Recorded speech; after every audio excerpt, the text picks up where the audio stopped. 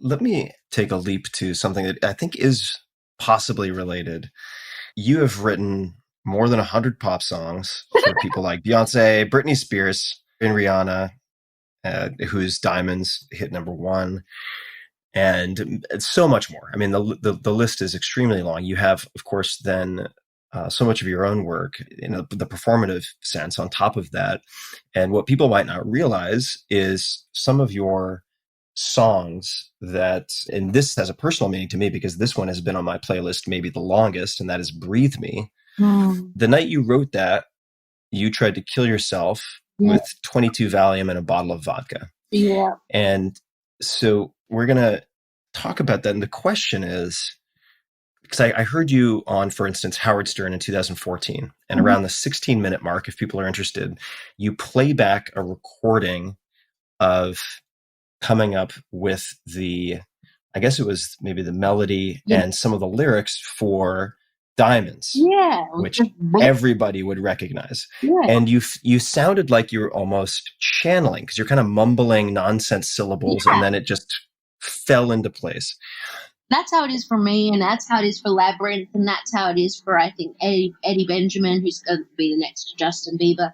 That it's just like a form of channeling, and like words, sounds sort of come out, and then sometimes, if you're lucky, well, the melody is pure channeling, and then the lyrics, if you're lucky, also will come out. That was awesome when that happens, when that accidentally happens. That's then I think I'm really getting out of the way of, and that I'm allowing it to just flow through.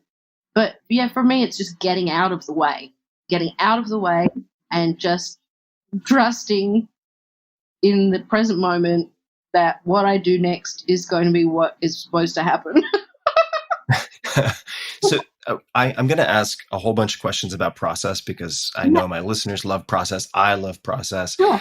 And I have a bunch of questions. The overarching question is, and the reason I asked about the taking of the drugs and the vodka and so on, is you seem to me to be very sensitive. That is, and not in a bad way. This means that as an empath, it's like if you were a scale, you wouldn't just be a body weight scale. You'd be like a jewel scale, where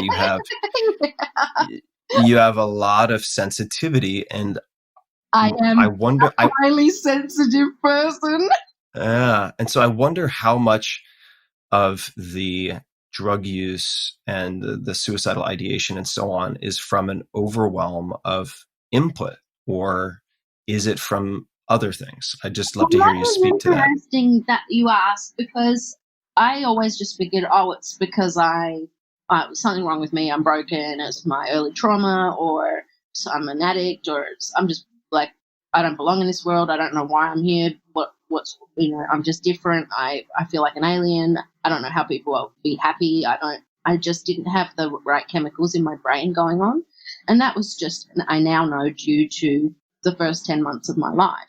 But I didn't know that then, and so I attributed it to all sorts of whatever I could, really. I'd just try and attach it to anything and be like, that's why I'm like this, or this is why I'm like, that's why I'm like this. And certainly that night that I wanted to die, I can just remember just wanting to die, like just thinking I was so broken that nobody could fix me. And then waking up in the hospital and feeling very embarrassed, because you can't commit suicide with Valium, you can commit sleep.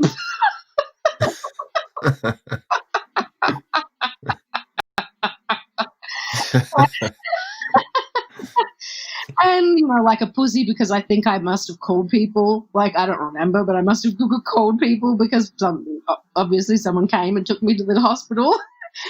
So, there's always been a part of me that wanted to live. And I think the part of me that I wanted to kill was the part of me that was in pain, and not the real me, not the real actual me, who has levity and has found levity. I've always had some levity, but I also had that extreme sensitivity, and I had some, just chemical issues in my brain. Just I didn't have the right biochemistry going on. So I had like a broken what's the one called? Frontal cortex? Frontal. Prefrontal cortex? Yeah, that one. I had broken prefrontal cortex. Yeah, that one. I had that. That was broken. And so I was just, the suicidal ideation was just, it was like a broken record going on in my brain. It was actually, it's actually a way to regulate emotion. So I would feel extreme sadness. There was this idea that if I killed myself, I had power over it. So Sure. if that I could stop the pain, but what I was afraid of was dying as well. It was such a catch-22. It was like, Yeah. it's a very peculiar place to be in. And then I realized, I don't want to kill myself. I want to live. I have a broken brain. I've got to take medication. And as soon as I started taking medication, Prozac, I took, 6 days later, the suicidal ideation was gone, completely gone. And I was sad for myself that I hadn't done it sooner. Yeah. I'd had that broken brain for so long that thought that there was something just very, very wrong with me. So I can't even remember the question you asked, but did that answer it? My questions are really intended as prompts. They're not, so it was more intended to open up what just came out. So, so yes, you did answer it. And what you said makes me think about a phrase or an expression that I heard from someone named Stanislav Grof, who is a famous Czech-born psychotherapist who's done a lot of work with LSD-assisted psychotherapy. Mm-hmm. Developed something called holotropic breathwork also as a substitute. But he's been on the podcast. He was on at age 85 or 86. But one of the things that he's written about is the desire to kill oneself being a desire to kill the ego. But the only form that most people recognize for doing that is killing the physical body. Yeah. And that there are other approaches, right?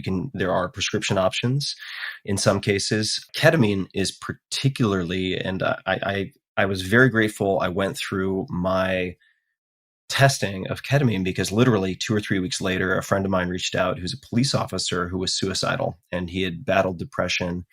And really the suicidal ideation was, I think in part because he had these loops that he could not interrupt, these endless loops, and he just wanted to stop the loops. It's usually PTSD that causes those loops. Yeah. The broken prefrontal cortex. And ketamine is, I would view it, not to belabor ketamine, but I just for people who may be hurting out there and at the end of their rope, ketamine is not additive in my experience like some other compounds. Let's just say psilocybin in looking at treatment-resistant depression, I think is more additive, but it is subtractive in the sense that it hits pause on these loops and it allows you to experience yourself without the loop. And I think that you then can have the type of realization you did 6 days later saying, oh, I am a microbe. Why didn't I do this? I am a microbe. I'm a microbe. I am upside down. So let's, if we could, and I know this, it doesn't have to be this example, but to talk about process, the diamonds example is a fun one, I think, because of how tightly it was done, given you had a plane to catch and a car waiting for you. But you have these expressions and you have very clear thinking around your songwriting, and I've heard you talk about strong titles and the ability to Google, right? In the case of Chandelier, milking the metaphor. I mean, you think about this very concretely. Can you just give an example of your process? Yeah, well, I mean, now it's sort of changing, but when I first started, my manager said, well, he said to me something that, was monumentally important, which was basically what I needed to be doing was be writing high concept, he was calling it. I think he was calling it high concept. I think that's what he said. Mm-hmm. And then I Googled it, and then it didn't make sense to me because it was talking about Big Brother. I was like, well, I don't get it. And I called him back, and I was like, what do you mean exactly? And he was like, well, you take something, and I was like, oh, like, hang on, do you mean like piggy bank? Like, I'm not your piggy bank? And he was like, yeah. And I was like, oh, okay, I think I've got it. All right. Like, because I don't want to be your piggy bank. Like, And he was like, yeah, that's kind of it. Not it, but it. I was like, oh, okay. And then, like, I don't know, a week later, I wrote Titanium. And that was the first one I wrote. And then so I always channel the melody, but then I was consciously writing down things that I thought would be good titles, Googleable titles, or that would be good metaphors or catchy. And so that was started to be a fun game. And so that's what I did for a long time. But yesterday I wrote a song that is just on the verge of cheese-tastic.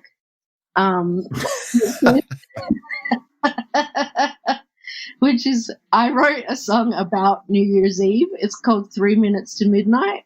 So you put the song on 3 minutes to midnight, and then everyone can count down together.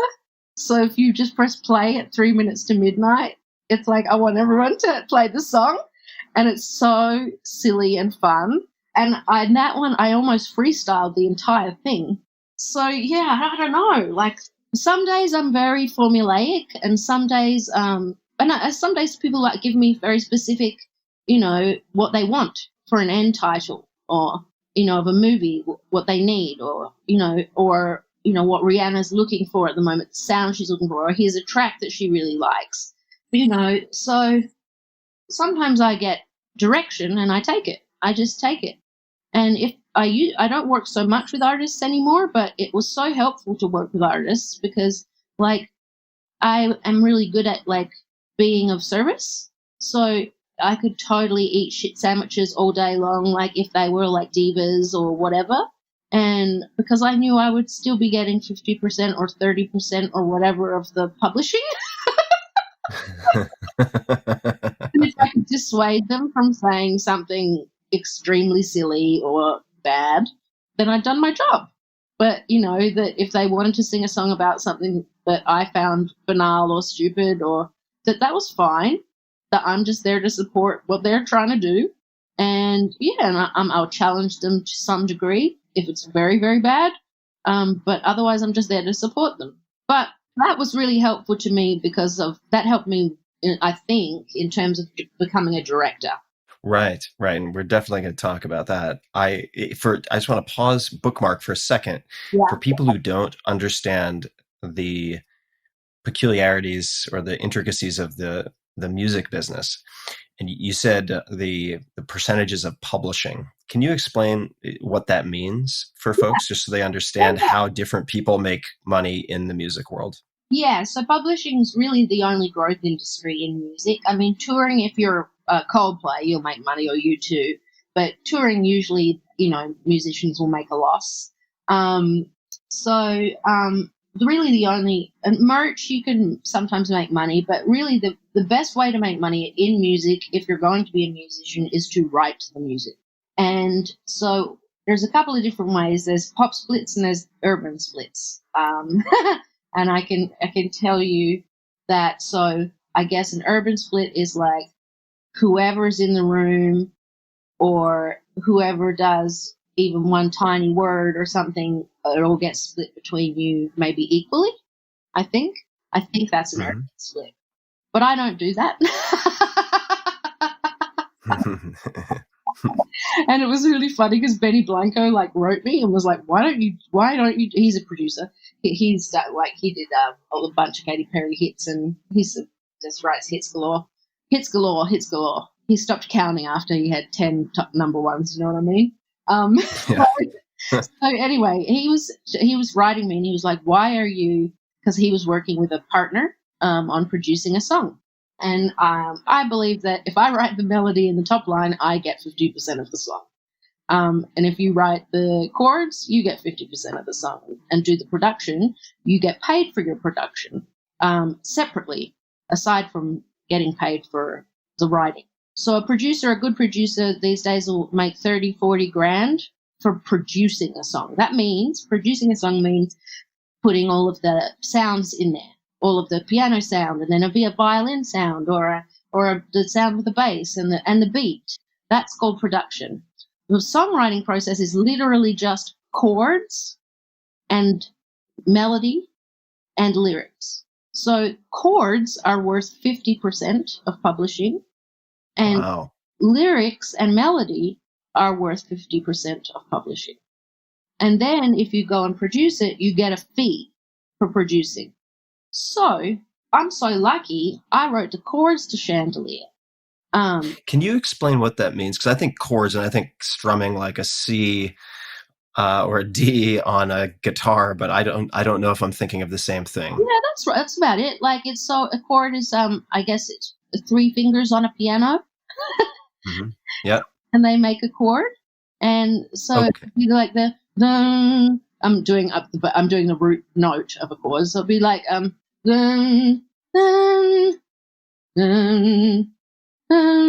that's 4 different, like, and they're just 4 different notes, but I got it. And then you give that to the producer. They put it in. Just since you mentioned the piano on the part of Chandelier. With Chandelier, I did write the chords, but I sent them to Jesse Chatkin, and I said, "Can you make a song out of this?" And he did all the production.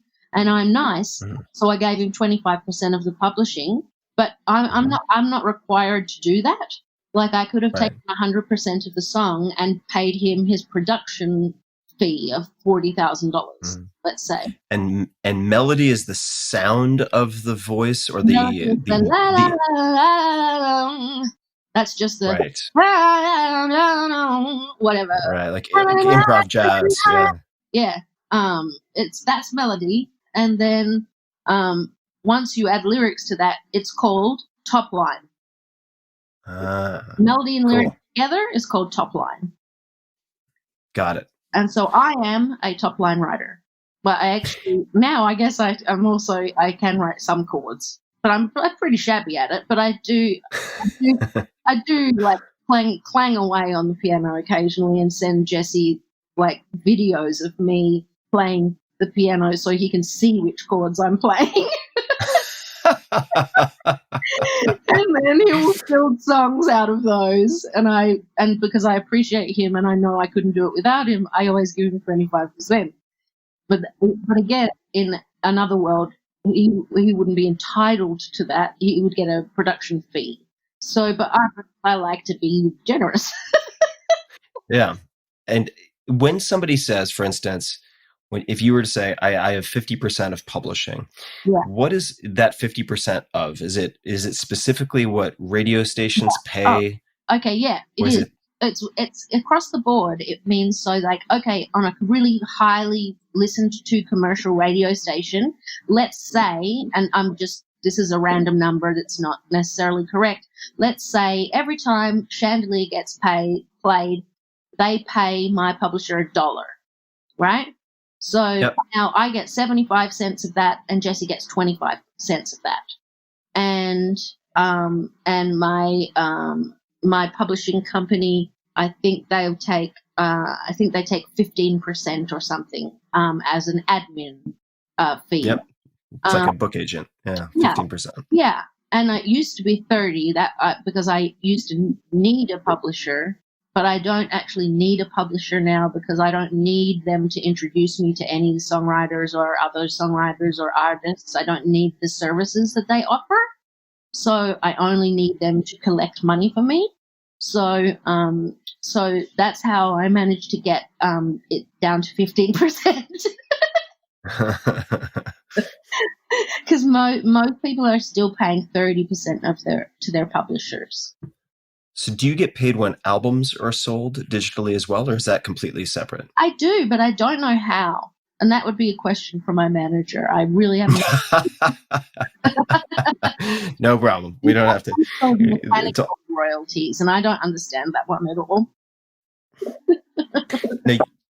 Now, process-wise, you were talking about the volume of work that you do, and I found an interview you did with The Guardian in 2016. This is a while ago. So Yep. this may have changed, but I'd love to hear you expand on it a little bit. And here's the quote.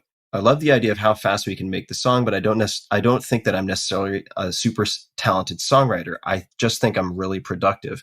1 out of 10 songs is a hit. So where a lot of people will spend 3 weeks on one song, I will write 10 in 3 weeks. Maybe the song that they sculpt is going to be as successful as just one of the 10 that I wrote.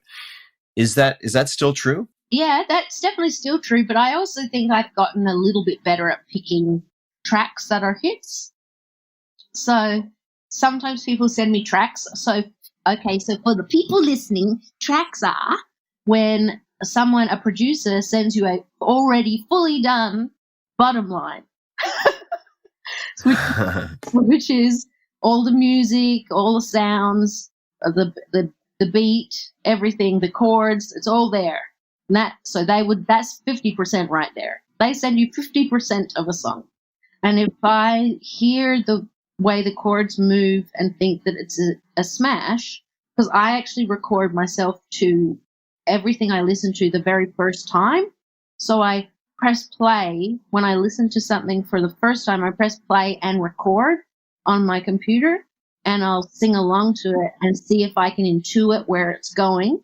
And if I manage to intuit where it's going and it sounds good and something works, then I'm just better at picking now what I think will be a hit or what will be catchy, because I do believe now that pop music is really just indoctrination, which is sad, because music used to be good.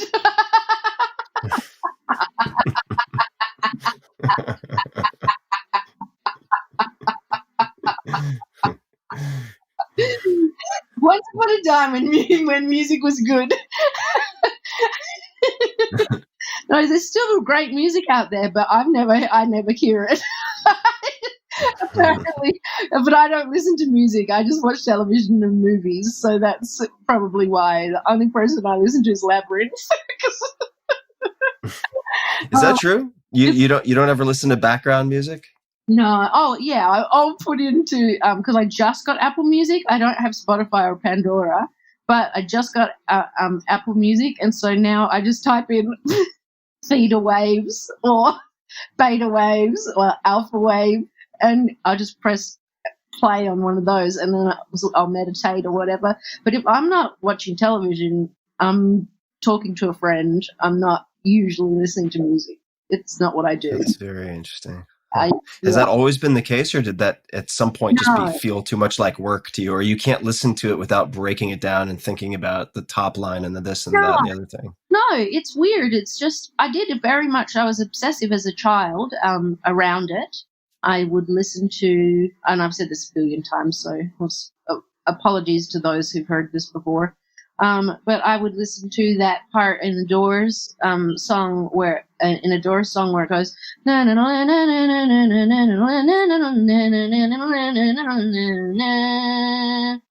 and I liked that part so much, but I just didn't care about the rest of the song, so I just recorded that part like 50 times onto a 30-minute tape, and I would literally just listen to that over and over again, and I would sing along to it. And the same with this Chrissy Hind one, the "Don't Get Me Wrong, Wrong." I still can't do it. I can't do it. I've never been able to do it, and I can't do it like she does it. And I would try so hard, and I just technically could not do it, and I still can't do it. And so that's exciting because I love not being able to do something. At least because I was sort of recently thinking, oh wow, I've met all my professional and personal goals. What do I do now? Is nihilism or is it full engagement? You know. But yeah, so I guess I could still keep trying that fucking Chrissy Hind lick. But yeah, I was super obsessive with music as a child. I didn't have a television until I think I was 10 or 11, and then I became addicted to television, but I still listened to music, some music, not much. Usually whatever my parents were listening to. That was like Soul to Soul and Malcolm McLaren. And earlier, when my dad was around, it was all 60s, like Motown and girl groups and really just fun and pop, that sort of stuff. And then when he left, it came, I think my stepfather, I think he brought the Malcolm McLaren and the Soul to Soul into the house. And so Karen Wheeler, Terrence Trent D'Arby, Stevie Wonder, Aretha Franklin, Chrissie Hynde, and Annie Lennox sort of became these voices that and Mariah Carey, actually, these voices I just started to mimic. I just wanted to, so the obsession for me as a child was I would mimic these artists until I thought I sounded exactly like them. So then I guess when I sang the first original song ever, that I had the voice that was an amalgamation of all of those people that I had studied. And it wasn't very good. I mean, there's an amazing video of me when I'm 12, and I'm really a bad singer. And I'm definitely going to put it out sometime. Because I want people to know that I was no Christina Aguilera. Like, she was incredible. Like, when she was 10 years old, she's doing these insane technical runs. I was a very mediocre singer at 12, and I went on this talent show, and super mediocre. I sent it to this is silly, again, I'm bringing up the Kardashians, but I sent it to North because Kim told me that North got sad because Kim Kardashian told me that North got sad because she couldn't sing Chandelier as well as I did it. And I sent her the video of me when I was 12. And that's amazing. I said, look at this. I couldn't sing at all when I was 12. Like, you're only little. Like, you're going to be an amazing singer. And and I mean, of course, they're so nice and funny, but it's pretty a hilarious video. It's like I might have a rat's tail. I'd love to. Oh, that makes two of us. I had a rat tail at 12 on Long Island, but I wasn't doing any singing. I couldn't have had my legs further apart. Standing. It was like I was always doing the splits while I was singing a song about some men have muscles. They are muscle bound and uncontrolled. Well, I would love to see the video, so please do put that out. I will. I'm definitely going to do that because I want kids to know that I don't know. I wasn't always a good singer. And I've gotten better, I think, even just over the years, last 20 years, I think. I didn't really belt.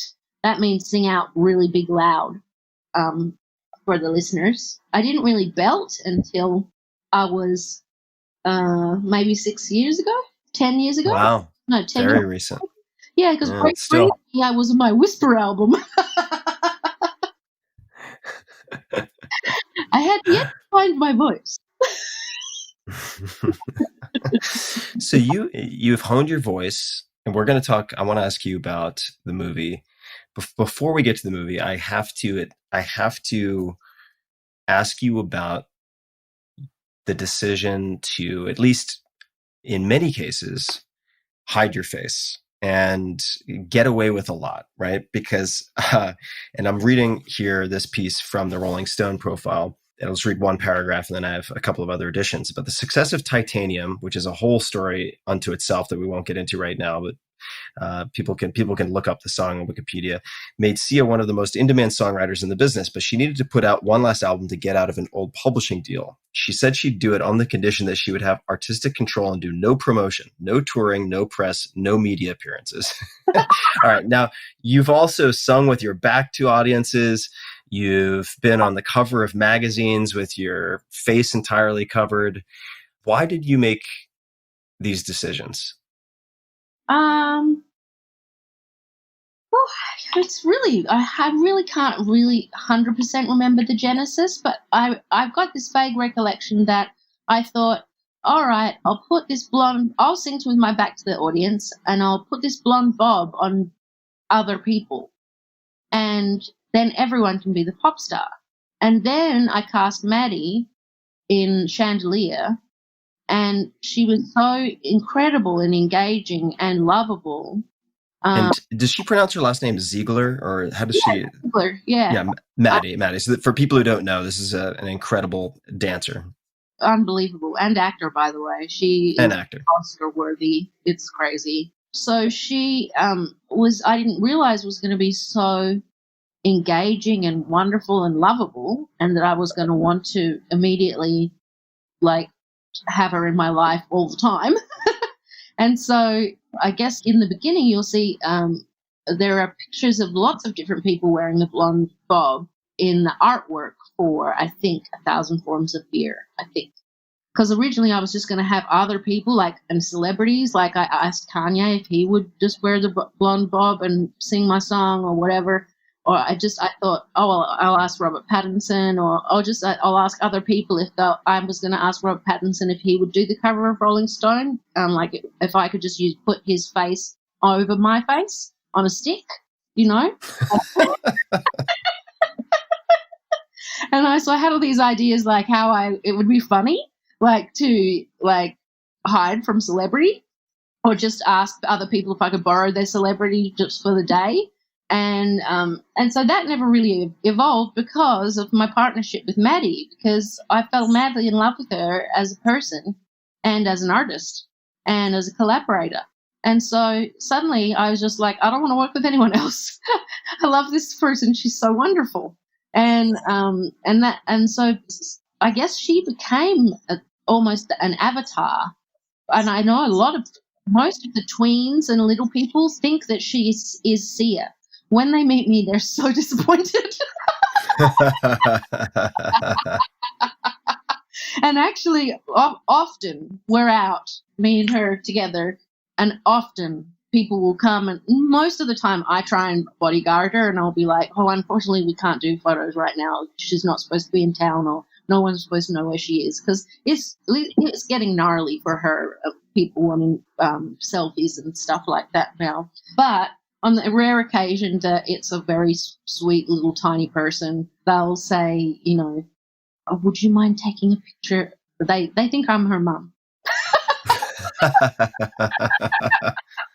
Which I love.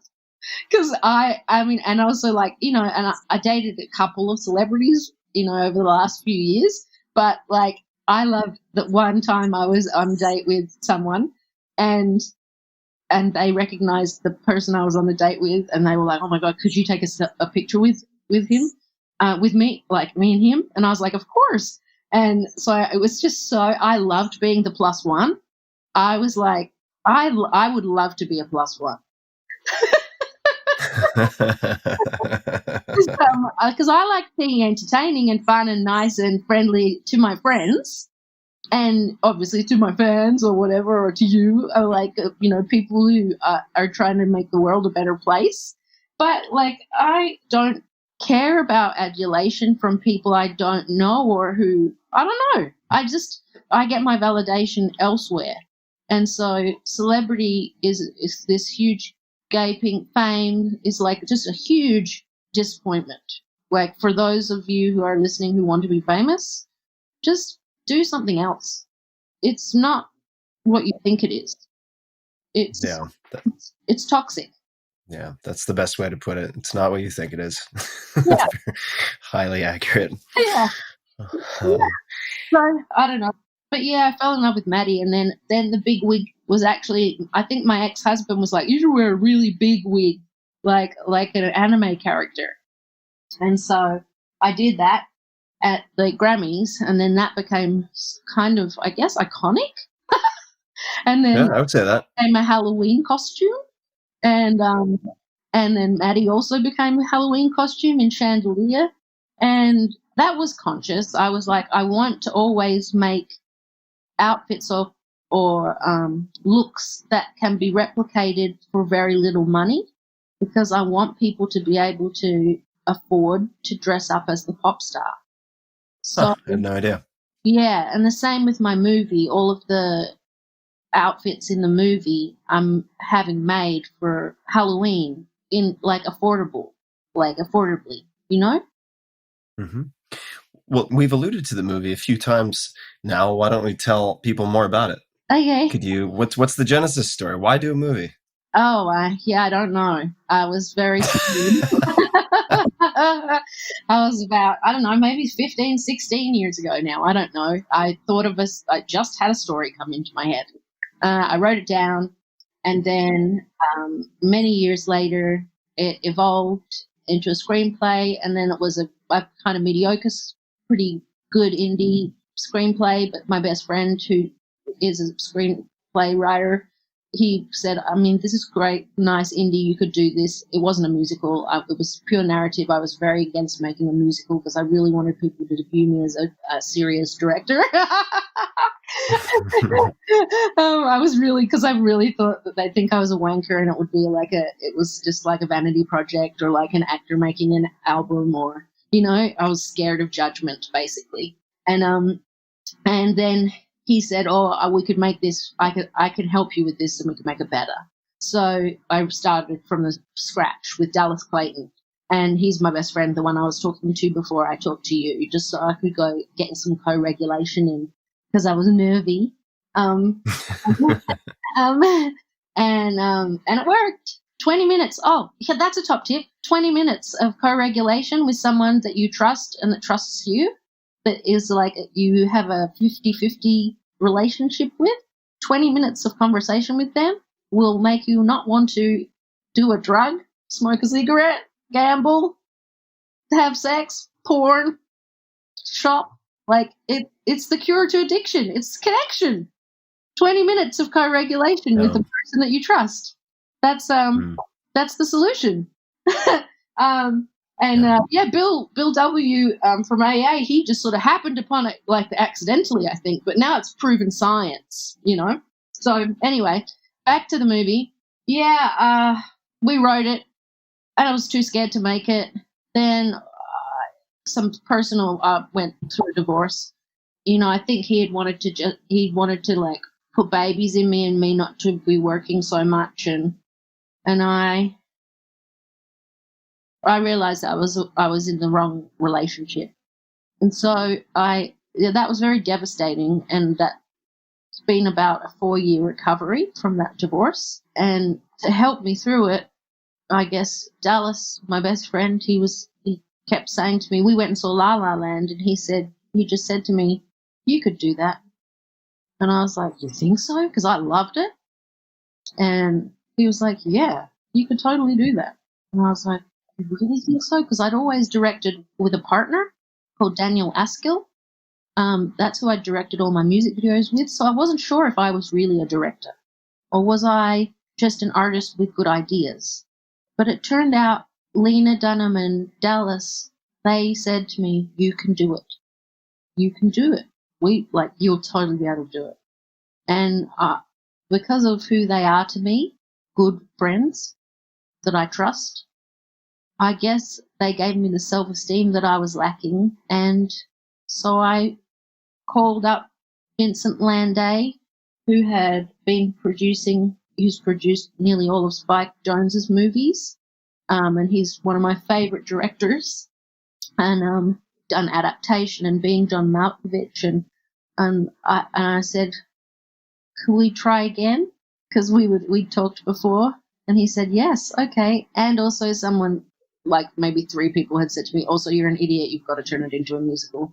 You're such an idiot. It's like having a blank Scrabble piece and not using it. You're an idiot."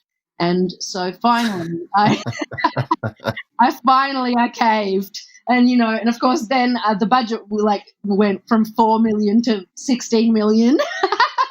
And I was like, oh. But I did a good deal. I got two record labels in a bidding war, and then for my albums, and then I just said, whoever's going to lend me 16 million is who I'm going to go with. Nice. So that's what happened, and I love the movie. I'm proud of it. It's a beautiful film. What's the name of the movie? It's called Music. Dig it. Yeah, and that's actually Maddie Ziegler plays a character called Music, who is a teenager who's suffering severely from autism, and she's quite low functioning. She is nonverbal, although she does have echolalia, so she can repeat what you say, but she doesn't generate her own vocabulary sentences. So anyway, that was really scary for Maddie. I remember on the first day she came. I cast everyone basically off Twitter. I just was looking who can sing, who doesn't sing like a white like musical theater major, who could sing. So when I basically just tweeted the people I wanted in my movie, and they said yes. and and then Maddie was really scared because I based the character on a guy called Stevie, who I used to sit next to in an AA meeting on Sunday mornings at the log cabin. His mother was the deaf interpreter, and so he obviously himself wasn't an addict, but he was in there with her because she couldn't afford care for him while she worked. And I fell in love with Stevie. And I sat next to him, and I don't know, I fell in love with him, and I'd already had this story in my head, and so the character was always suffering from autism or suffering, or I don't know, flourishing from autism, depending on how you view it. And then, yeah, when I met Stevie, I was like, oh my gosh, like, oh, he's so beautiful and perfect, and I love him. And so I taught Maddie all of his mannerisms and his vocalizations, and she got scared. She got scared. I remember the first day that her and Kate Hudson were going to come to rehearsal, and she got there because I bought a house across the road for her to live in temporarily, because she was always here in town doing auditions and things like that, and I didn't think it was good for her to always be in different hotels and stuff like that. So she came over, across the road, and she came over, and I could see something was off, and I said, what's going on? And she burst into tears, and she said, I'm just really scared. I don't want anyone to think I'm making fun of her. And she is such a sensitive, beautiful person. And I just said to her, I will never let that happen. I will not let that happen. You can have final say over the cut. Like, I will never let that happen. And then we spent 3 days working on all of like Stevie's utterances and vocalizations and tics and movements, and so yeah, I have Stevie to thank for this amazing character that you'll see in the movie, and then inside of her head takes place all of these musicals where she's unburdened by any of her physical disabilities, the tics and the pain and so her body is free from autism and all the associated comorbid collection of things that you can have. And everyone with autism is different, every single one. There's no two that are alike. So when we sent it off to the Child Mind Institute to make sure that we had done a good job representing the autism community, I was really hopeful that we'd done a good job. I felt proud. I thought we had, but they came back with 100% approval, and that to me was the day that I cried and felt relief and thought, okay, I've made a movie that's meaningful and that is interesting and moving and fun and funny, and that's what I'd wanted to do. So, definitely, it's like you bring your Kleenex, but you get your Hollywood endings, so don't worry. Congratulations! I mean, it sounds like This is the hardest thing I've ever done. A real journey. I think that's why I've also been in bed for 3 years.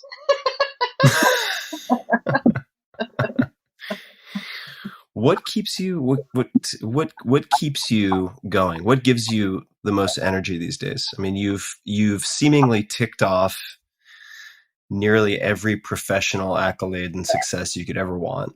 Yeah, I've got no goals What? anymore. Just being a mum. So, I just adopted 2 kids.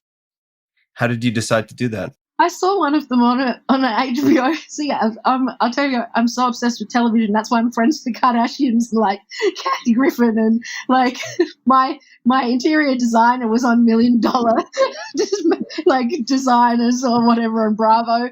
Like I'm friends with Bethany Frankel, for fuck's sake. Like I'm into television and reality TV, and I basically audition all my friends through reality TV to decide whether or not they're safe or not, and then I go and find them and ask them to be my friend. So, and then I've got my regular friends, my regular circle of friends, but I'm only friends, the only celebrities I'm really friends with are reality TV stars.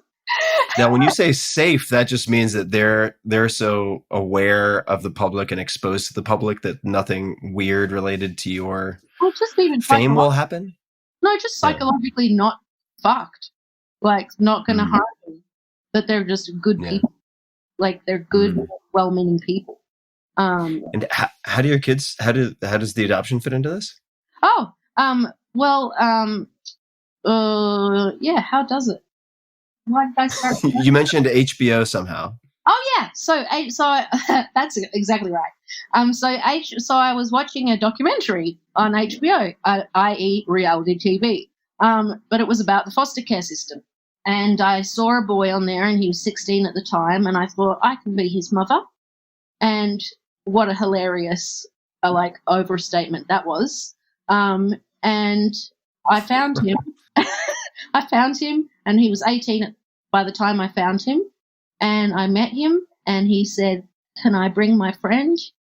He won't make it. He's too pretty." And he's too what? He's too pretty. Oh, pretty. Yep. And I said, "Yeah, okay," because I had 2 spare bedrooms, and I, like an absolute maniac, took them home that day. And they were both 18 at the time, and the last year has just been an absolute roller coaster, but just the most rewarding and the best thing ever. Like being a mummy, like a god mummy to Maddie has been the most meaningful thing to me over the last 8 years, 6, 7 years. And now being a mummy to my boys is now the most meaningful thing to me. And that's all I got. That's all I got. I don't care about anything else. I just want to make sure they don't end up in the 5% that end up, because they statistically should end up in jail for murder. And with the histories that they have, the trauma histories that they have. And I want to keep that up. I want to fuck the system. I think the system is fucked. And I want to help keep them out of jail so then they could change the world. Well, thank you for doing that. It's something that, I can't even, I can't put myself in your shoes, of course. I mean, it must be such a multifaceted emotional experience. Some of my closest friends have adopted kids, and actually one woman I'm very close to had a somewhat similar situation in the sense that she and her partner were planning on adopting 1 child, and they came home with 3. And then they wrote a movie about it. Rose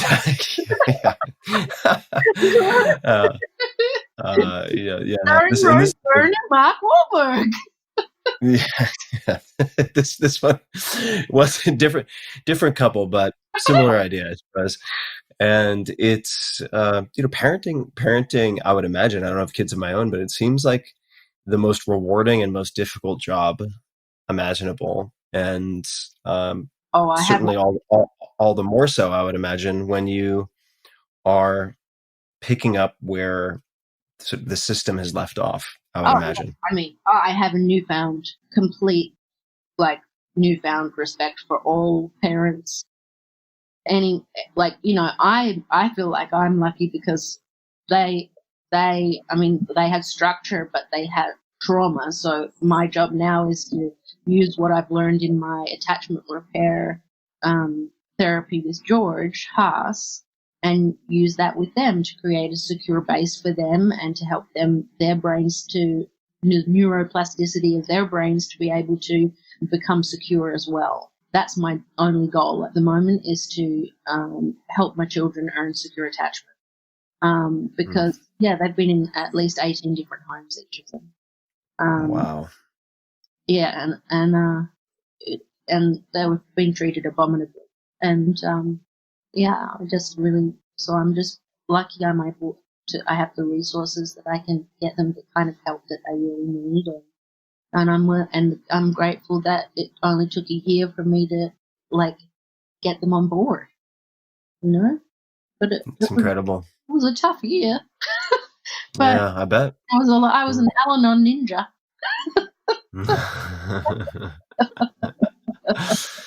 Well, Sia, I know we're coming up on time. Dad, we don't know each other that well, but the little contact that we have had, I've really enjoyed. I love your work. I enjoy your work. I enjoy you and what you're doing in the world. People can find you on Twitter at Sia, the best handle ever, at SIA. Instagram is at Sia Music. Of course, I'll link to everything that we've discussed. I occasionally tweet, but I don't really run any of those. They're more marketing things. You're being very nice. Thank you. And I'm mentioning them.